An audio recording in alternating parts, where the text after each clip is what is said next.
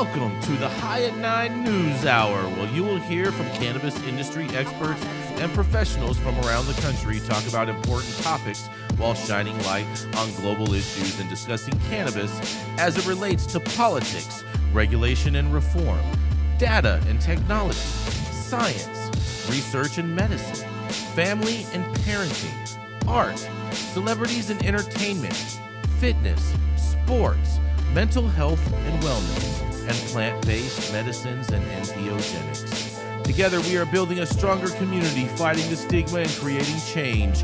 With your hosts, Jason Beck and Rico Lamitte, joined by special industry expert correspondents from around the country, and daily antics brought to you by Cannabis. Coming to you live every Monday through Friday at 9 a.m. Pacific Time and high noon on the East Coast. And thank you all for getting high at 9 with us.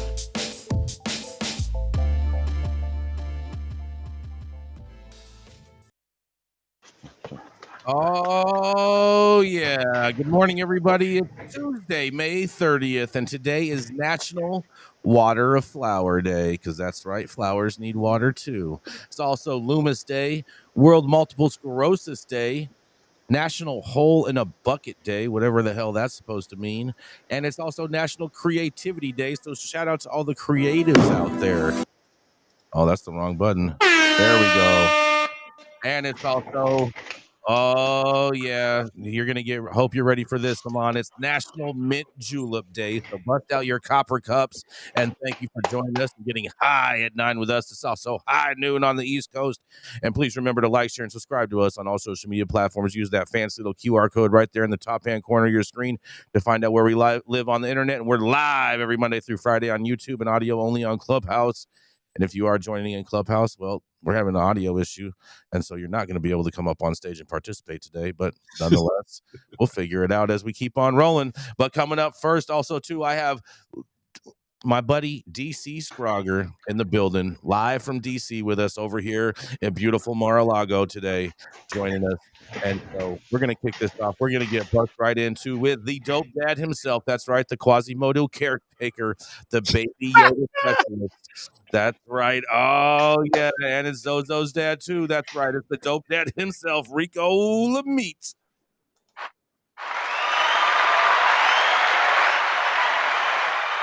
Thank you. Appreciate that, Jason. I like that, man. Quasimodo caretaker.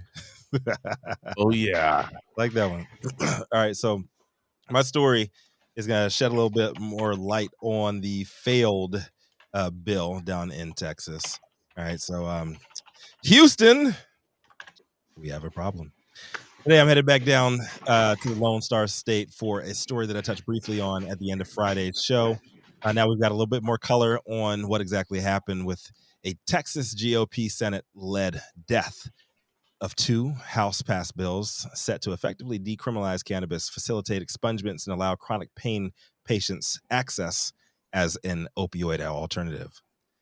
The bills were officially dead on arrival, well, at least for a year now, with Texas Senate leadership refusing to even bring up the measures for consideration ahead of Monday's end of legislative session.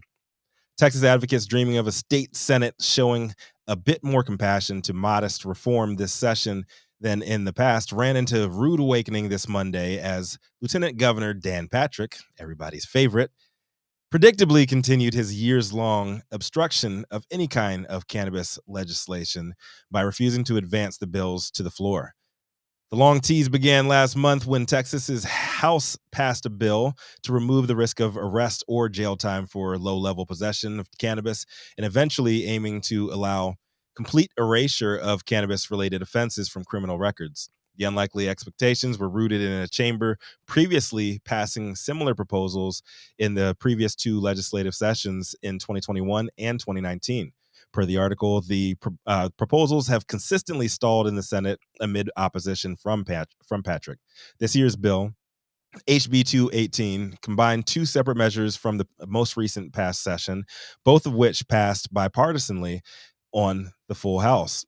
Possession of up to 1 ounce would have been moved down to a Class C misdemeanor, removing risk of jail time in lieu of a maximum fine of $500.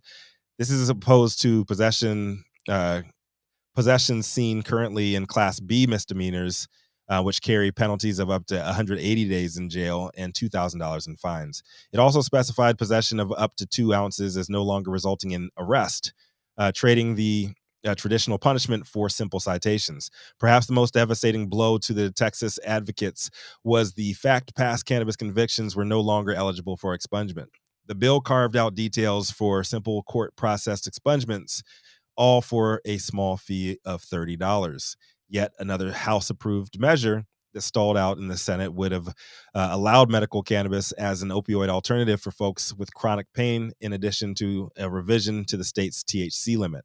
HB 1805 would have replaced the 1% THC cap for cannabis oil, from which a volumetric dose of 10 milligrams, also expanding eligibility for low THC products by granting legal access to patients for, quote, a condition that causes chronic pain for a physician, for which a physician would otherwise prescribe opioids, end quote. Since the Texas legislature only meets every 2 years, the next crack at progress won't be until the next session, scheduled to begin January 2025. The failure of these 2 bills to even be considered by the Senate after passing with bipartisan support in Texas's House is a massive letdown for everybody in the Texas state cannabis community.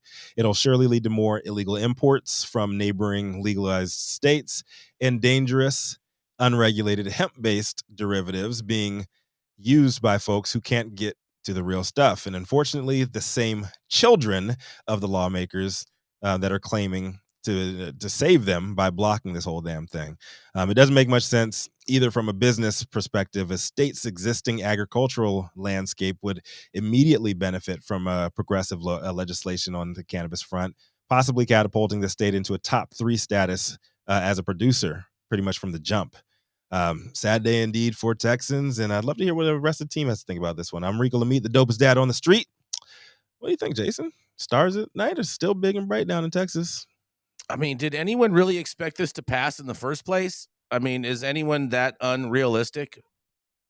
A lot of folks down in Texas thought at least one of these would be able to squeak by. At least the expungement measure would have been able to squeak by, but it was going to be a long shot.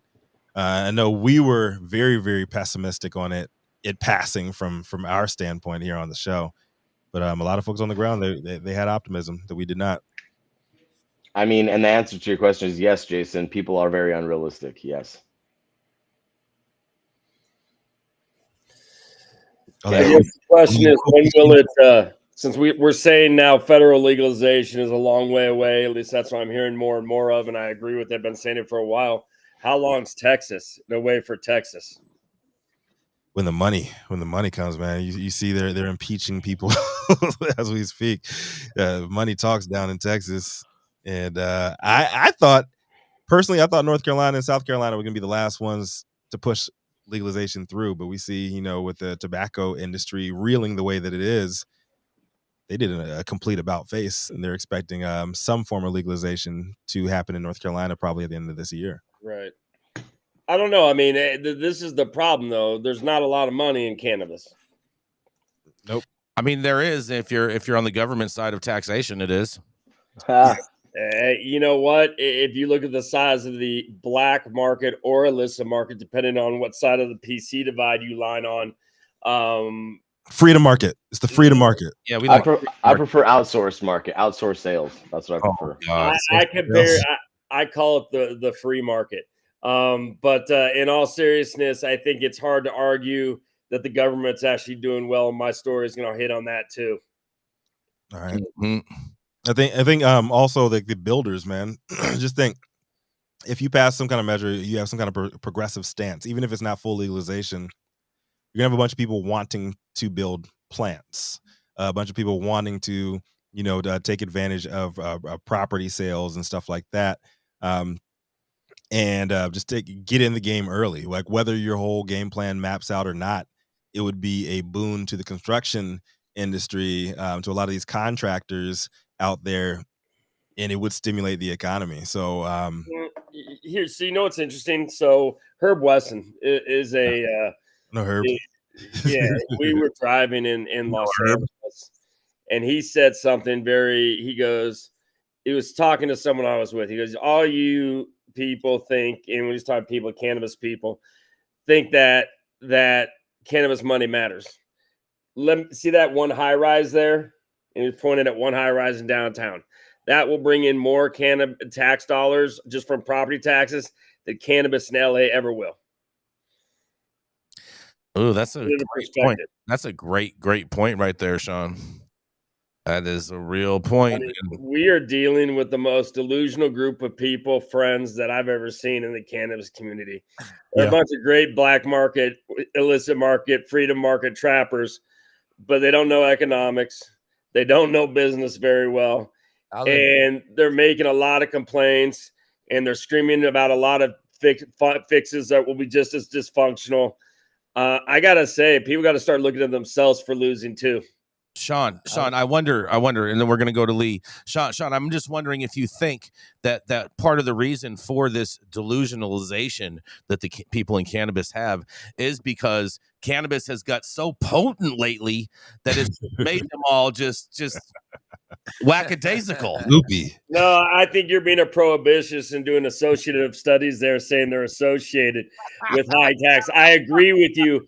But I'm going to tell you, knowing a lot of, I just think there's a lot of mental illness in cannabis to start with. Yeah, and I think narcissism and delusion is a very high concentration of characteristics in this community. But that's not just this community, Sean. That's not this community. That's business. We got Lee that wants to try to say something. Go for it, Lee. Everyone gets excited about legalization, and no one looks at Washington, D.C., who was the first to we voted to legalize 2014. Congress, your senators, your representatives stopped us from regulating and have still stopped us from. So until national regulation is going to come forward and legalization, you would think that your representatives would allow us to regulate. So that could be a barrier of sorts. Every 4 years, a budget comes about, and it has a rider in the budget that says DC cannot use any funds to implement an adult use recreational market. We have a medical. Yep. DC did this past year was. You guys have a freedom market. Well, they're about to shut that down. They're going to shut it down? Yeah, they're going to shut it down. They're trying to stop the donations. What it is that now we have a new medical. They scrapped the medical and rewrote the medical, which gave regulation to enforce. And now ABRA will enforce, and they won't lock anybody up. How they're going to get rid of the pop-up shops is by attaching a $10,000 fine per infraction to the property itself, not just the business. Yeah, good luck with that. They're not. I don't think they're going to be able to. They're going to be that. The LA tried to do something similar, and they couldn't even do that. So I doubt DC is going to be able to do that too. But we're only we're super small. We have 12 council members. Yeah, but it's not about the size of why they couldn't do it, because LA is so big. They couldn't do it because constitutionally they couldn't attach a fine like that to the property owner. Right. So DC is going to run across that same problem of saying, "Hey, we're going to," and then having to roll it back. Hey, Jason, what we see is there's so much. Social equity is probably going to be declared unconstitutional as soon as affirmative action is declared unconstitutional. So much of what our progressive clown show, and I'm a progressive, has bought us is really against the law in cannabis. And more importantly, to Lee's point, other than it being unconstitutional, all the trap flippers are going to do is do delivery. There ain't going to be tied to an open store. The whole thing is stupid. Delivery. It already is. Yeah, they already are doing delivery, Sean. That's what I'm saying. They just get around. We can't. Local control has no control over this. The government has no control over this. They can't stop it. They can't control us. In 50 years of prohibition didn't tell us that. But this is what's really going on, people. I'm talking to the highest levels in government and legislature and administrations and states and the feds. And this is all just taxi-cabbing. They don't care. This is just about organizing the political divide. And you see the Republicans now coming up trying to organize around cannabis too, with Nancy Mace and this conglomerate cabal of Matt Gaetz, people who aren't necessarily thought as liberals coming in and supporting cannabis. This thing's not going to be passed for a while. It's much more valuable to the politicians and the lobbyists and the people who get paid to act like they're doing something in state capitals like Sacramento and DC than actually getting done. Right. And the people being hurt is us. In DC, they're going to go after the C of O and the business license. So they're going to say that you're operating a business, the storefront, without a business license. And in DC, what they do is they red door you, what we call red door. They'll put a big red sticker on your door. It means revocation of business license. Everybody knows what that means. And in DC, Scarlet letter. well, in DC, it's so small. Look, once you're on the list, you're blacklisted. You will not move in that city. I don't know. I think people are going to be able to get around it. They're just going to start a whole new business and go in there and be like, hey, this is a new business operation, new corporation, da da da da da. Boom. That one's dissolved. Boom. Still operation, still just different company. They're allowing the shops to it's going to be whack-a-mole. They're never going to clean this up. To apply for a license, but for so long, like Jason just said, for so long in DC, you've had an unregulated market that was smoke and mirrors that there's no enforcement for. If anybody who got locked up, as long as it was just cannabis, just shut up. They would no paper you. And Lee, do you think that you guys are running into so many problems because of the non-statehood status? Oh yeah, non-statehood. See, DC's never going to be a state, and it shouldn't be. It should be. No, not a chance. Well, here it is. Be. No, they're not going to give us statehood because I know they're not going to do, but it should. It shouldn't. It comes down to this: if you give DC statehood, which we want, but if you give DC statehood, then where did the other electoral college votes go to? Right. Exactly. It's the same argument with Puerto Rico. It's that simple. But we're on the mainland. We're not Puerto Rico. Those are territories. I know. I'm from the DMV. What up, 202? We're not getting into all that. You know what? We got a commercial. We got to be right back. We're way over time already. Oh, yeah. You know what time it is? That's right. It's Tuesday over here at Green Street, and we got Smoky Vanilla with us in the building. So that's right. It is time to stretch and smoke. We just got done smoking. Now we're going to stretch it out, and then we're going to smoke again. Let's go. I'm Smoky Vanilla with my background in kinesiology and bodywork massage and assisted stretching. You got to come check it out, baby. Check me out on IG at Smoky Vanilla 1, Stretch and Smoke. Twitter, Smoky Vanilla. Social Club, Stretch and Smoke. We're also on Sports Recovery by Dan and Jam. If you want to feel as good as I look, then make sure that you get a stretch and smoke in with Smoky Vanilla. Yay! Yay! He is the cannabis industry's longest continuously operating retailer, known for smoking the best weed in the world, broadcasting live and direct today from the Vortex, which is piping him somehow into Mar-a-Lago as well, where I'm pretty sure that he has just come across some newly discovered classified documents. Y'all know who it is. Jason Beck. Oh yeah, and just so you know, my story is extra long today, but so I'm gonna cut it short as far as that. But if you do want to read the whole story, make sure you head over to our website www.highat9news.com, where you can catch the full story. But get ready for this, Rico, because here's what they're saying out in the D. More Michigan marijuana companies are expected to come under receivership control. That's not something to cheer about. It's so cold in the day. It is. Michigan cannabis companies have faced a challenging environment in the past year, with the price of marijuana flower rapidly declining, causing margins to narrow at a time when competition is increasing. As a result, some cannabis companies have struggled to pay their bills, and some are now under the control of a court-appointed receiver, which is one of the few options available for lenders to recover their investments in the cannabis industry. While using a court-appointed receiver is common in many industries, it's relatively new to Michigan's cannabis industry, which is still growing but is becoming an increasingly challenging environment to operate in because of a number of factors in addition to declining marijuana flower prices, like more competition and limited access to traditional funding sources, among others. Michigan Governor Gretchen Whitmer, who can't find that $40 million that she owes the veterans, signed into law in 2020 a bill that extended the court-ordered receivership process to Michigan's marijuana industry, providing a state-level remedy for those in the marijuana industry that are unable to take advantage of federal bankruptcy courts. A receivership is a remedy available for creditors to obtain funds that are owed to them. A court-appointed receiver answers to the court and manages all aspects of the company's business in order to repay lenders and stabilize the company. Cannabis companies can't file for bankruptcy because marijuana is still illegal under federal law, and federal bankruptcy protections is not available to these companies or their lenders. That's right. Receiverships are not a simple process, though, and that's especially true in the cannabis industry.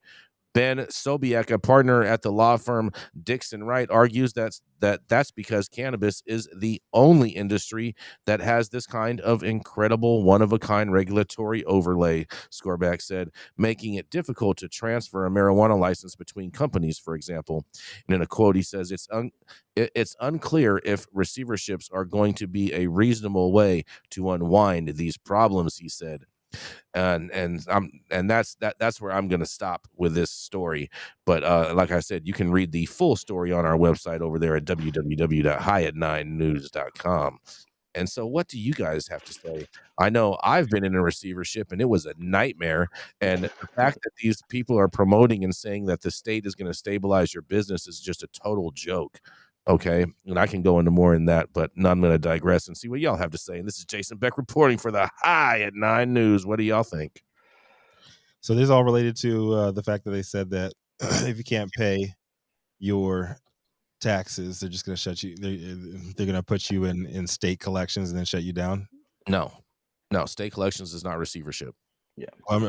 I'm saying, is it connected to like the same issues that they've been having?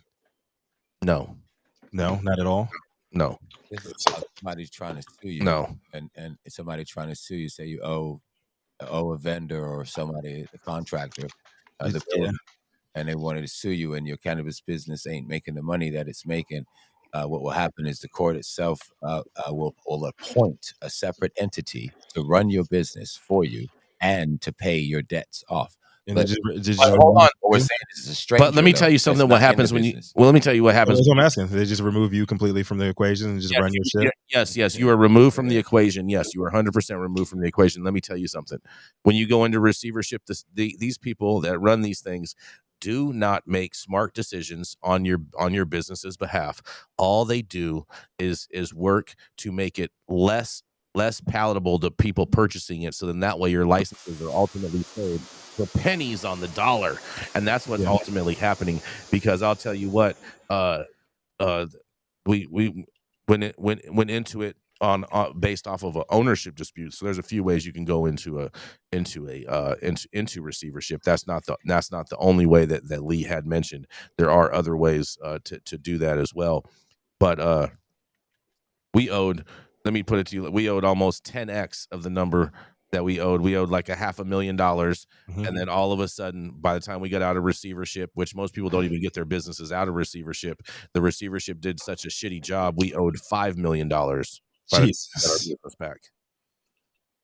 Jeez. So this is total. It's total BS. It's total BS. There's no guarantee they're going to put a competent person in there to even do anything. This isn't a counter professional that comes in to run your business. No, it's people that say they are. This is a court-appointed.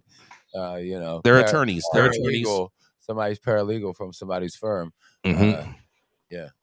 Mark, have you experienced any receivership cases? You're on mute, Mark. You're on mute. There we go. Am I off mute? We got you now, buddy. Yeah. Well, it's interesting because what we're actually dealing with right now are distributors who aren't paying their money. Yeah. And we've got some lawsuits going where, the brand turned everything over. the distributor collected the money and didn't pay it. Wow. And, that's a big problem across the whole state right now. And I think there's a bill moving that's, supposed to help alleviate that. But Where they say happened to the money? Exactly. Where it's like this. That's what happened. Sue me. And then you're in litigation for 1.5 to 2 years. And, we'll settle for this. And then you make a settlement agreement and then they don't pay. And what we've done actually is we've done a stipulated judgment where if they don't pay, we move right in for the judgment, which then gives us the power to go get a receiver. Right. Because let's face it, suing somebody, no matter what it is, you get a piece of paper that's a judgment. A lot of times you just wipe your ass with it. Yep. And it's you can't collect on it. It's just a huge circular, a huge tautology of how you cannot get things done.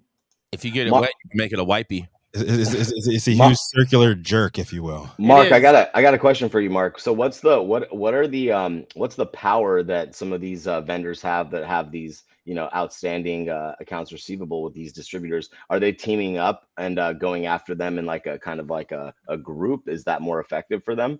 No, I haven't seen that happen. They're coming to us individualistically, and everyone's has their own problems. And a big part of the problem is they can't really afford litigation because they haven't received any money, unless you get guys like us who are willing to, do it for a percentage if you get lucky, stuff like that. Sean, were you going to say something? The real issue here, let's not dance around the subject.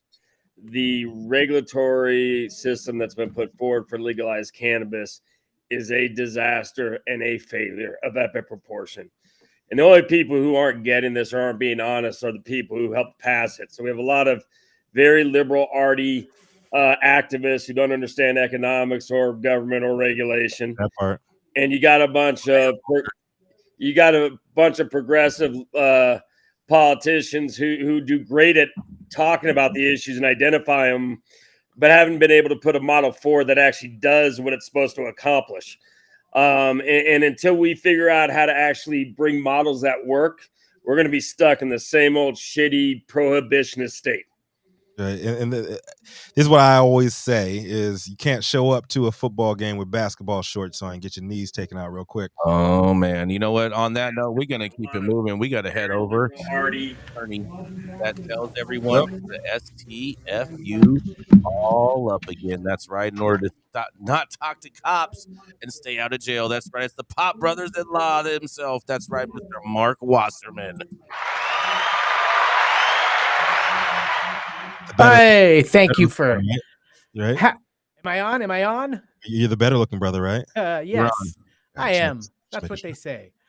And I've got some great. Well, I don't know if it's great. I've got news coming out of Florida as the Supreme Court in Florida is set to schedule for a legal challenge to the 2024 cannabis legalization ballot initiative has now been published. The Florida Supreme Court is taking its first steps to consider a legal challenge from the state attorney general, Ashley Moody, who is seeking to invalidate a cannabis legalization initiative that an industry-funded campaign is seeking to place on the ballot in 2024.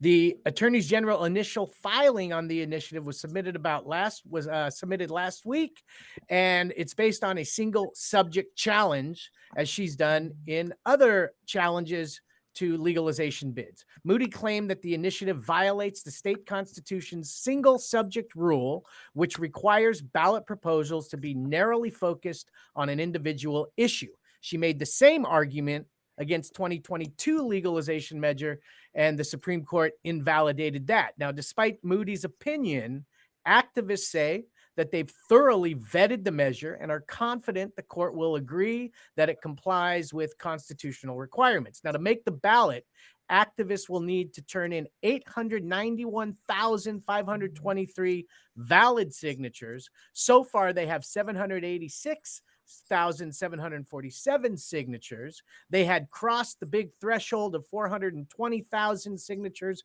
back in February, 635,000 plus in March. So it's expected to get all of those signatures by the deadline. Now, if approved, the measure would change the state constitution to allow existing medical cannabis companies in the state, like Trulieve, which has funded this initiative, to begin selling cannabis to all adults over 21.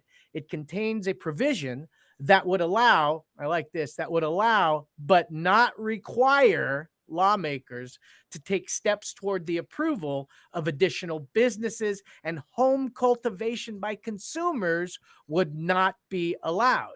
Adults 21 and older would be able to purchase and possess up to 1 ounce. Only 5 grams of concentrated cannabis products would be allowed. This 3-page measure also omits equity provisions favored by advocates, such as expungements or other relief for people with prior cannabis convictions. A poll in March found that 70% of Florida voters support legalization of cannabis.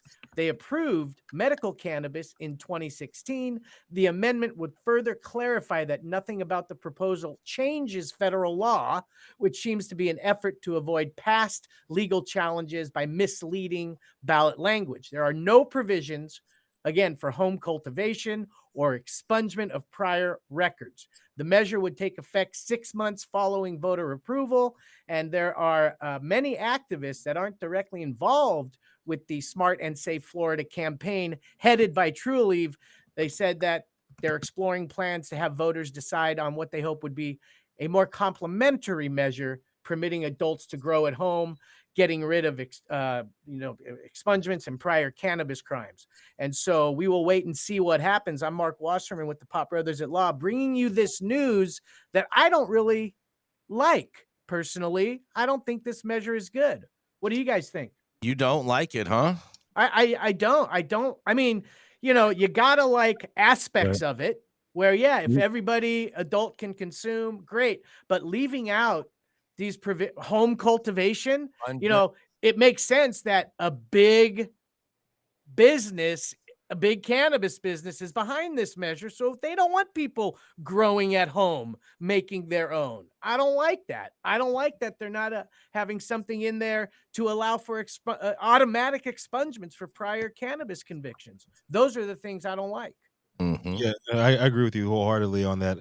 The home grow on that front, especially because Florida's a cartel state, right? Oh, you boy. have a limited, in a business sense, business standpoint. Oligarchy. Let's call it what it is. Yeah, oligarchy. Yeah, you have a limited amount of government, sanctioned growers that you're going to be all getting your product from. And you see what happened to Connecticut when they did the same thing before they came with adult use. They only had 4 state-approved cultivators, and 2 of them went down, and 50% of your entire production for the entire state goes down. What are you going to do? Hey, Rico, we lost Rico, so I'm going to say, go for it, Sean. Hey, Rico, I like your cartel comment as a political point. So don't let Jason try to censor you. He has a habit of doing that. He just wants to be a Florida resident down there. Yeah, he wants one of those. He wants Trump's. DeSantis has promised him probably some license so that he won't get to be part of it. But in all seriousness, we can say no. And we talk about the disaster that has become legal cannabis. We should have said no in 2016 to a lot of this stuff until we were able to negotiate a better deal, a more functional, workable deal. I think the voters, the patients of Florida, which the current medical system absolutely doesn't serve them. They're in the illicit market. And that's actually hurting the legal industry. The legal industry is not even doing good. And yet we keep doubling down on stupid. Why? Because they want to milk this industry for so much money that they think is there, but it ain't there. Like, wasn't it Ron Demonius, Meatball Ron down there was proposing? Oh. He was proposing the renewal of your license for $1 million. I don't have a problem with that. I don't have a problem with that. So all you're going to have with these limited amount of cultivators that are approved, all you're going to have is the deepest of pockets, which is, in your words, Already Jason. who's there, bro? That's already who's there. Stop it. I'm talking about going forward for legalization, right? Like, which means going forward, the only person who's going to be able to afford that has the deepest of pockets. In your terms, that specifies they're most likely going to be nothing but boof. Am I right? No one, let me tell you something, bro. No one with little bits of money is going to be able to even close to come to compete with all this deep money that's out there in Florida. So that what you're advocating for is a pipe dream and setting people up for failure, and that's not cool. And we're going to go to a commercial. We're going to be right back. Ryan wins. Keeping up to date on the evolving policies of relevant state, local, and federal governments is key to success. When the future of your business is at stake, you need representation as dedicated as you are. With a maze of laws and regulations surrounding cannabis, hemp, and psychedelics, knowing where to begin can be a challenge. Good Thing the Law offices of Omar Figueroa features a skilled, highly focused team ready to guide you through it all. They're accepting new clients in California and New York. So make sure you check them out at info@omarfigueroa.com.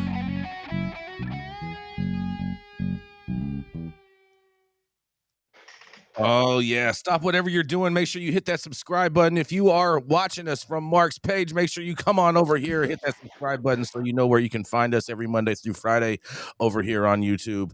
Also, if whatever you are doing, make sure that you hit that like button, and also make sure you head over to our website, www.highat9news.com. Make sure you sign up for our newsletter. We believe we've gotten all of our problems fixed with the newsletter, so now it should end up in your inbox. You will get a confirmation email to click on once you subscribe, and we have a ton of amazing merch available for you right there to check out. And apparently the women's bathing suits are the #1 item on the page. And also for all of our friends that love to chat and whatnot, if you really want us to pay attention to your chats, make them a super chat if you really want the reaction that you want. Control Tower from Highly Educated has perfected the dab. Utilizing the concept of thin film evaporation, you can waste none of it and taste all of it. The micro texture of the SE pillar increases nucleation at elevated temperatures. And with the tower propelling at 2,600 RPMs, it's certainly the most efficient dab experience to date. The Control Tower from Highly Educated.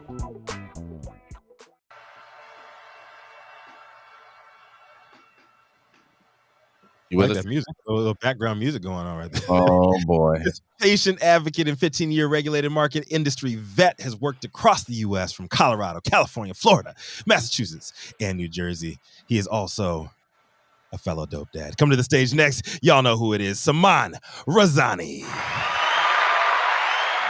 Good morning, good morning, good morning. Hi at 9 fam. All right, we got a really cool story. This is out of MJ Biz, and it's about psychedelics and cannabis use in patients. And I'm sad that our boy Matthew St. Germain isn't here to comment on this. Hopefully he's listening. Researchers combine cannabis and psilocybin for medical treatments. Combining cannabinoids with psilocybin into a single formula for treating both physical and mental health issues took another step closer to reality, as described in a product patent from a major cannabinoid laboratory, CAMTech, CAAM Tech. CAMTech, based in Issaquah, Washington, less than 20 miles southeast of Seattle, is analyzing how two substances interact with each other, as well as specific physical and mental health outcomes that can be expected. Their purified psilocybin and cannabinoid product is in the early development stages right now. This patent development is coming at a time when there is more genetic information about both cannabis and psilocybin, opening the door, exploring other ways that these two substances could work together and perhaps be combined into new commercial products. For example, cannabis combined with psilocybin has been found to shrink tumors in breast cancer in the specific case of a 49-year-old woman. That discovery led researchers to conclude that growing anecdotal and real-world evidence is reported of the therapeutic effects of cannabinoids and psychedelics in reducing both tumor proliferation and aiding as a palliative medicine to treat pain and psychological distress associated with cancer and chemotherapy. Researchers now say that they can envision a one and done solution to serious mental health and inflammation issues that uses properties of both, possibly by mixing psilocybin with minor cannabinoids such as cannabichromine (CBC), which is one of the more abundant cannabinoids in the plant. Well, I don't know if I agree with that. That most certainly can be done, Charlie Bowman, president and CEO of the Canadian cannabis company Hexo Corp, told MJ Biz Daily. CBC is hard to grow. It's hard to synthesize, so it's expensive, he added. If I take just a little bit of CBC and combine it with psilocybin mushrooms, I'll be able to get a different price point that will open that up to more customers and consumers. So you can see, so you can put CBC into a water soluble form and then put it with mushrooms so you can actually consume it as a tea. Daniel McQueen, the author of Psychedelic Cannabis and the executive director of the Center for Medicinal Mindfulness in Boulder, Colorado, is doing cannabis-assisted psychedelic therapy at an organization involving facilitating individuals' psychedelic cannabis and ketamine experiences with medical oversight, guided meditation sessions, individual coaching classes, and community support. He agreed that psilocybin and cannabis pill or combo compound is totally doable, but we're able to induce psychedelic states with cannabis without any other psychedelics, he told MJ Biz Daily. We work regularly with cannabis and psychedelics for the same reasons that people go to get psilocybin and other medicines. So I imagine a 3-hour DMT level psychedelic experience with the emotional support of MDMA and the capacity to retain your sense of agency, the control over your actions and their consequences, McQueen added, referencing the hallucinogenic drug dimethyltryptamine, DMT. This is what we're experiencing with psychedelic cannabis. Various obstacles. There are serious obstacles to creating a combo compound. Cannabinoid and psychedelics act on different receptors in the brain. Cannabinoids, such as THC, binds primarily to the CB1 cannabinoid receptors. CBC binds primarily to the CB2 receptor. Psychedelics, such as psilocybin, bind primarily to the 5-HT2A serotonin receptors. But there has been research showing that cannabinoid CBD can bind to serotonin, and that when serotonin is joined with the CB2 cannabinoid receptor, the resulting combination can do things that neither receptor can do on its own. For example, according to a 2022 study by Spanish scientists investigating ischemia, a condition that causes interrupted blood flow, in newborn piglets, neuroprotective effects were brought about by serotonin receptor activated by CBD. In fact, the main neuroprotective effects of CBD are believed to be related to the activation of the 5-HT1A receptor, which is one of the 3 serotonin receptors that psilocybin binds to, the study found. Tumors, brain injuries, and PTSD. Buoyed by the potential of the combo compound, the medical cannabis community is growing increasingly excited. For example, cannabis combined with psychedelics has been found to shrink tumors significantly in breast cancer. Other work at the University of Miami is examining combining CBD with psilocybin in one pill to treat traumatic brain injuries and PTSD. A new research based on responses to surveys suggests evidence of cannabis combined with psychedelics helps with psychedelic-assisted therapy, citing potential overlap in receptor targets. Therapeutically desirable psychological effects associated with psychedelics may, in theory, be enhanced by concomitant cannabis use. According to the Center for Psychedelic Research at the Imperial College in London, cannabis itself induces subjective effects that are similar to the same effects of psychedelics, such as euphoria, changes in perception of time, intensification of sensory perception, and hyper-associative thinking. The Imperial researchers concluded from responses to the survey of 321 participants from 40 different countries. While the molecular basis of the synergistic effects between cannabis and psychedelics was not explored in the current study, the obtained results are suggestive of its existence. Despite serotonergic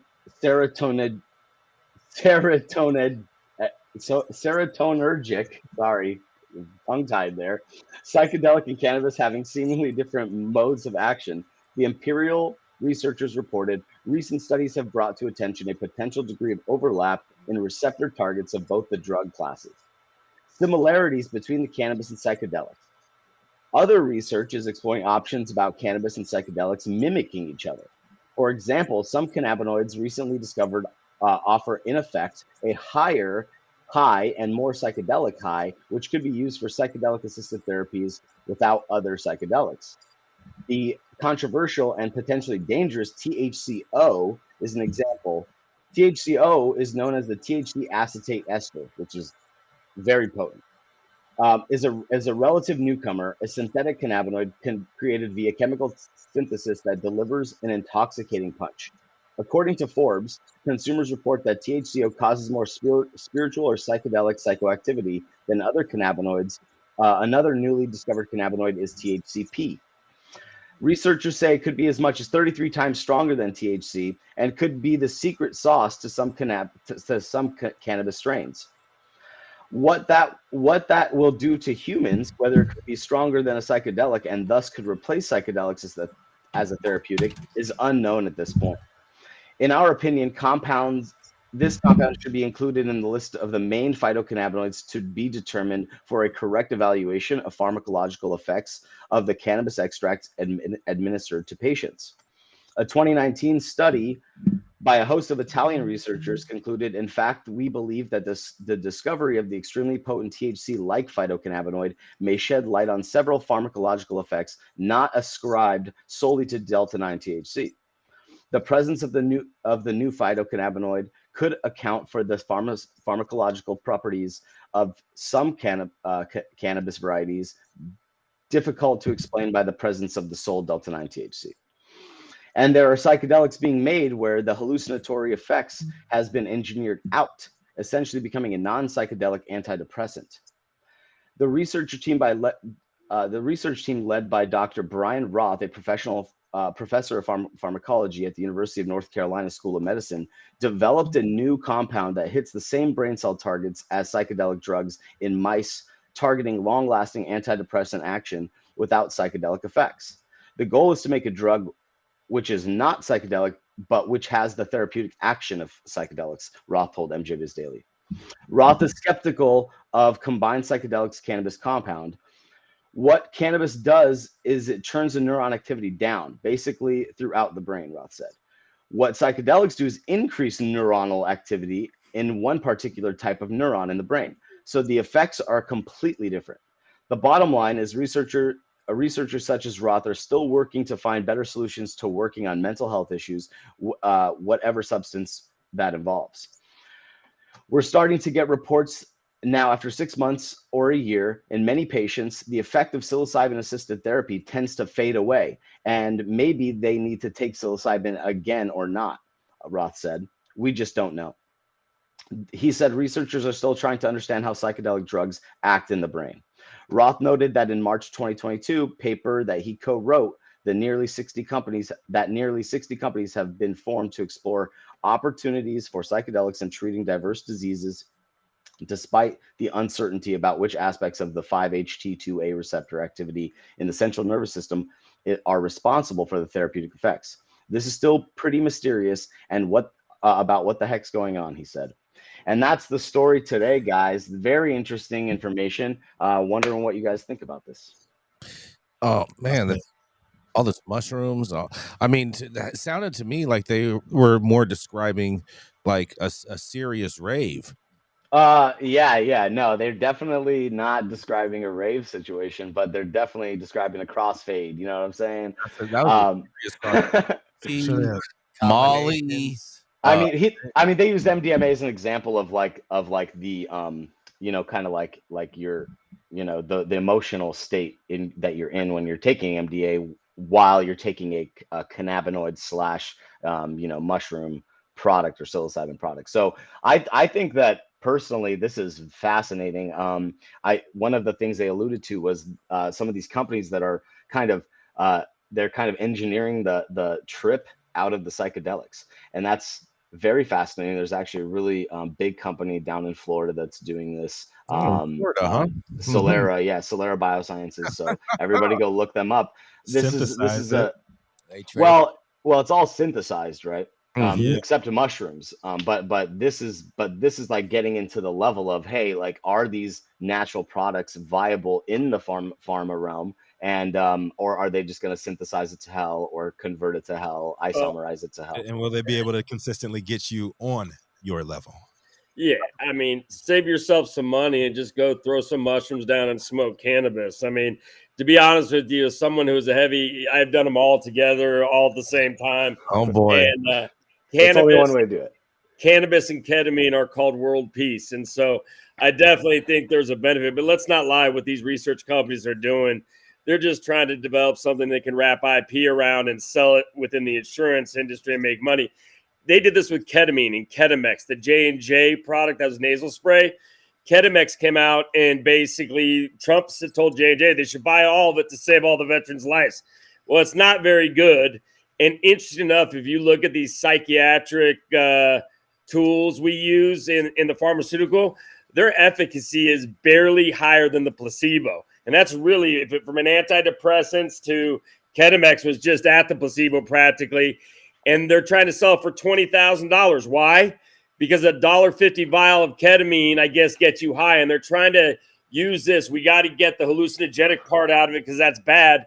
When ironically, it's the hallucinogenic part, in my opinion, that's the healer because it gets your mind out of the fucking same place and sends you into La La Land, which is healing like a retreat. I mean, it's so corrupt scientifically and corrupt morally what they're doing. And they're doing it like they've done all along, trying to minimize the natural plant and natural and the psychedelics that do have for $1.50 like ketamine, which is natural. And they're trying to reinvent a wheel for their own benefit, and they're hurting us all. And Well, it might be a little controversial to say this here, but I mean, could you argue the same about like CBD and all the promises that we have heard? Yes. CBD, you got I mean, coming out saying no. That, like, CBD changed his entire life. No, the answer is no. I mean, that the cannabinoids are actually feasible and viable for treatment. But what's happening is there's snake oil spectrum. Yeah. But I mean, that's with anything. It's with THC too. People said, oh, it takes your pain away. In fact, THC sometimes increases the pain in people with chronic pain. So it's like, I think it's the way that you sell it and the way that it's being sold by snake oil salesmen in our industry. And that's just the reality. Sold by the gram or the eighth. But in America, there's always going to be a place on somebody's shelf for plenty of snake oil. That's right. Mark, what do you have any thoughts on this, Mark? Any of the psychedelic psychicness? You know, I think it should all just be legal. I think people should be able to do whatever they want with whatever they want, you know, as long as they're not hurting anybody and they're safe. I think let us do what we want. It's already happening. People are already doing it, and there's too many people that are getting busted for really just wanting to medicate. And hey, if somebody wants to trip a little bit, you know, let them. You know, again, if they're not hurting anybody, I don't see a problem with it all being. Mark, you realize the placebo effect works. Like, it's all about mindset, man. The placebo effect, even if it doesn't work like scientifically, like, that shit helps some people heal. Mark, you do realize that you're lobbying for yourself to be out of a job. Are you looking to retire? You know, I've got a couple movies coming out. I'm an actor, so but you know, we're on strike too. So you know, I don't care. Ask you are you retiring? Is he trying to sell you a timeshare? He's gonna try to sell you a timeshare, a Trump timeshare at Mar-a-Lago. I ain't going to Florida. I tell you that. Mar-a-Lago, no. We got to go to a commercial though. We're gonna be right back. How's it going, guys? Saman Razani coming to you from Green Street here with Jason Beck, smoking on the best weed in the world.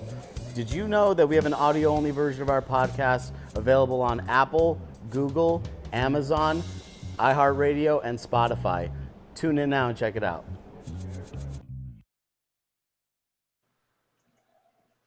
Oh, yes. Coming up next, it is Mr. Sean Kiernan, the president of Weed for Warriors, here to drop some knowledge from the veteran's perspective. What do you have to say today, Sean? Jason, thanks. My article comes from the North Bay Business Journal. That's North Bay as in San Francisco, the Santa Rosa, Sonoma area. And it basically headlines California market enforcement by the numbers, signaling ongoing growing pains for the cannabis industry. California collected less in tax receipts from businesses over most categories in the first quarter. the State Department of Tax and Fee Administration reported. Tax receipts for the period ending March 31st totaled $216.1 million, a 13% drop from the last quarter of 2022. The figure was also almost $100 million less year over year, or down 31%, with $311.6 million in 2022's first quarter.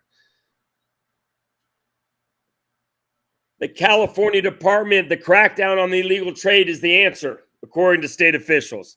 The California Department of Cannabis Control also reported Monday that its delegated task force assigned to stomp out the illicit market seized unlicensed cannabis plants and products with a retail value of $52.6 million for the first quarter of 2023. The seizure shows a 39% jump in market removal compared to the amount captured in the last quarter over prior year. An even larger gain was made in the number of plants eradicated. The multi-agency task force created by Governor Gavin Newsom in 2022-2023 budget to target illegal operators, thus leveling the playing field, according to the administration, served 21 in 2023's first 3-month period. Significantly improving our results speaks to our effectiveness and will support the legal cannabis market, the state cannabis regulators, law enforcement chief Bill Jones said in a statement. Ironically enough, regarding the $100 million shortfall, state senators and assembly member Skinner and Ting came out with AB 221 and SB 72, which it will be largely guided by the California's government proposed budget that should come out here any week, which includes $95.4 million in the general fund to backfill an estimated decline in revenue to the state cannabis tax fund. So what's going on now is taxpayers are being tapped to fulfill the backroom promises made to get 64 together. And that's money to the SEIU. It's money to the environmental groups to remediate a mess that now we're making the mess worse. The irony of this failure is just gigantic. We've had multiple stories on this show, what's going on, and it's not just California. Somebody's got to wake up, because this thing is only going to get worse. And all we're doing is we've legalized cannabis for the privilege, and the rest of us are going to have the target of law enforcement on our back still. Thank you, Sean. Sean, I have a question about this tax thing, and I wonder if one of the reasons that there's a big decline is because we just went into switching the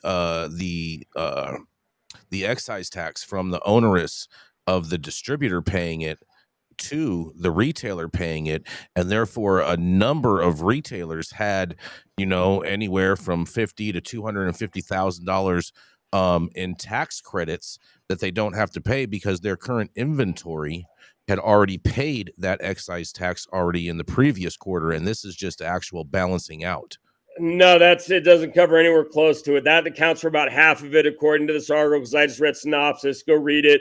The other argument is the cultivation taxes weren't collected. That's $37.6 million, but you're about $50 million still short on taxes. This is plain and simple. The illicit market and black market, contrary to our police in chief in cannabis's words, his enforcement is actually going to be inverse related to taxes, because at the end of the day, it has no effect. And all they're doing now is he's just going to put numbers higher and higher based on valuations that are probably exaggerated, like the police always do. And we're going to find ourselves out at ground zero. We have the environmental disaster continuing and getting worse. We have immigrant exploitation, all the things us progressive woke liberals in California say we're against, we're causing with Prop 64. Self-fulfilled prophecy, right? That's right. It is fairy tale for the East. Yes, please. Hey, Lee, can you please bring these headlines and these stories and this passion from the West Coast and the pain over to the East Coast, because I had high hopes. I had high hopes for New York, but New York just seems to have a mission to come. New York hasn't even got started. That's the thing. Mm-hmm. New York they gave social equity, and that's it right now. The next round is for the big boys, and those big licenses. I'm not saying your social equity license or your hemp farm.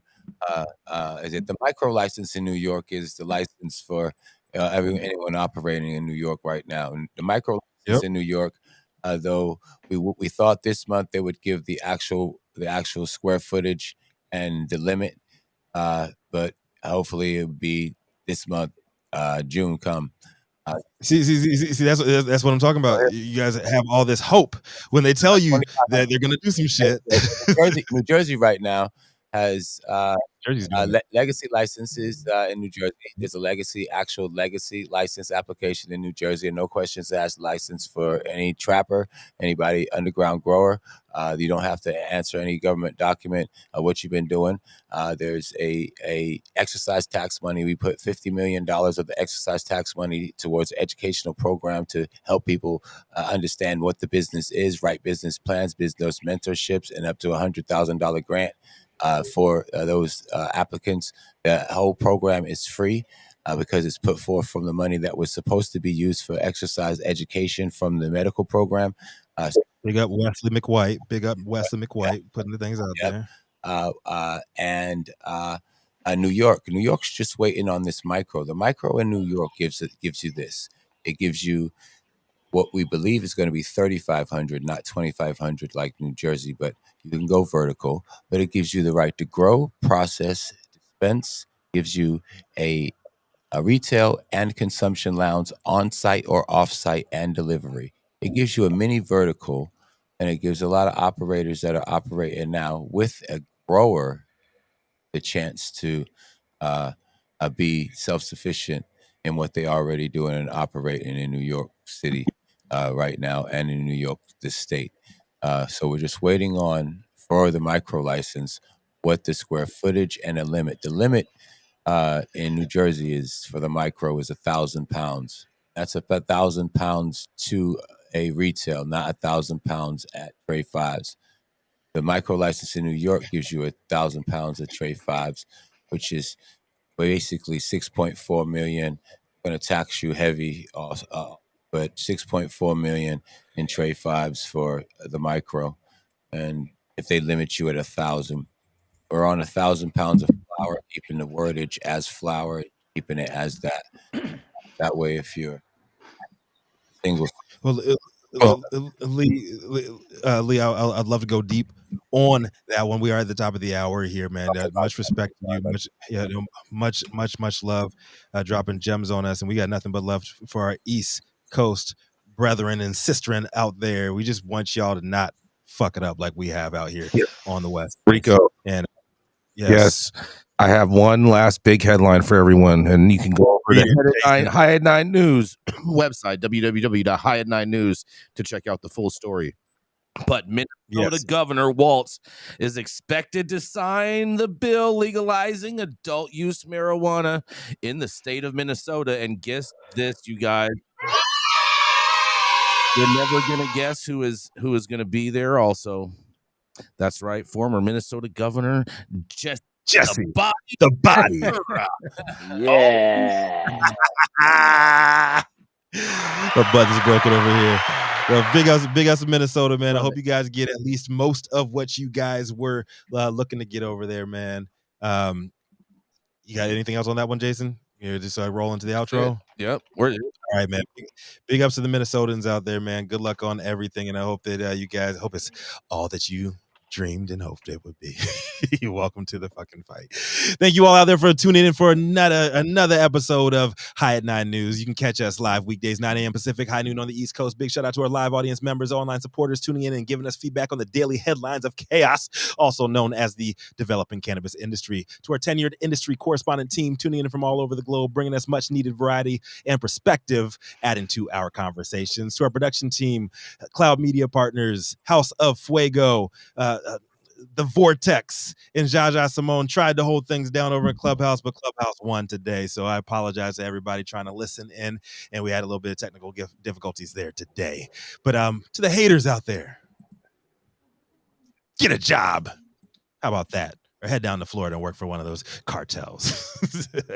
Finally, Cannabis Sativa L, the reason that we show up every single day to read these stories. Thank you so very much. We are forever indebted to you, my beautiful goddess. And it is Tuesday, May 30th, 2013. The show's over. You've all been blessed with today's top industry headlines. Hope it was enough for you to put in your smoke, put in your pipe and smoke, at least until tomorrow. Lee, my man, from DC, the 202 in the building, man. You got the outro today, man. You got a good message for the people to send them out on this Talk About It Tuesday. Oh, yeah. We talked about it earlier, just a little bit, and touched on it. With legalization, wherever you're at in your state, without home grow and without the expungements of getting people out of prison for what they've been in prison, for those to benefit on the outside while others is persecuted on the inside, it's not fair. So wherever legalization happens, without home grow or without expungements, it's not happening. So make sure you go talk to your legislators, write a letter. A letter has to be responded to, or email, or a phone call. It has to be responded to by law. They have to respond back to you. So just have everybody send a letter. Ask your representative how they feel about the plant. Then you may get a good opportunity to have some dialogue directly to influence, so you can change some of these laws out here that you don't repeat mistakes that have already happened. We don't need to. We can take cautionary tales. So, yes, definitely. Yeah. Amen to that. Amen to that. What is it? All of Washington, D.C. is on the same wavelength, because even though Gretchen is out this week, got somebody else from D.C. saying the same thing. Y'all heard it here first. Oh boy, what you did there? See what you're portray right there. You like that? Get out your pens and write a letter to your legislators out there.